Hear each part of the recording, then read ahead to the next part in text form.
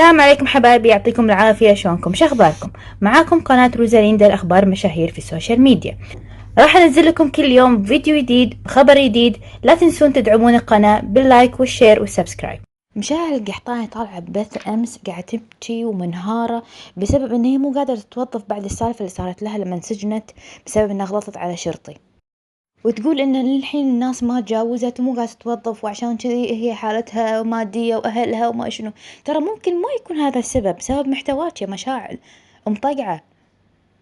أنا راح أحط لكم فيديو قديم وهم راح أخليكم تشوفون هي شنو قالت.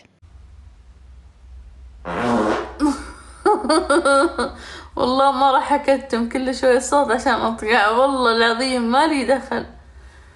تراني أطقع في غرفتي أنتم داخلين بثي.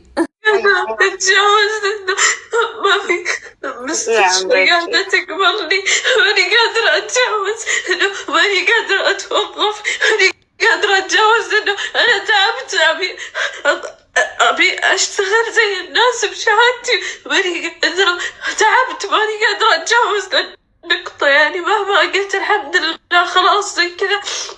ألقى كل أحد قاعد يسألني، خلاص أنا تعبت، أمي من هنا أقول لها خلاص ما أقدر كل ما جيتهم أبي أتدرب يرفضوني، ليش ما أدري إيش المشكلة، شايفين في شيء يقولوا لي علموني السي في كويس، المشكلة جاية أطبق بفلوسي 3 شهور، وش علشان السالفة اللي صارت لي خلاص صارت وانتهت. طيب تعبت أنا نفسيا، وتتعبوني زيادة ليش؟ تحرموني من شيء أنا أحبه ليش؟ هذا الشيء قاعد يضرني نفسيا،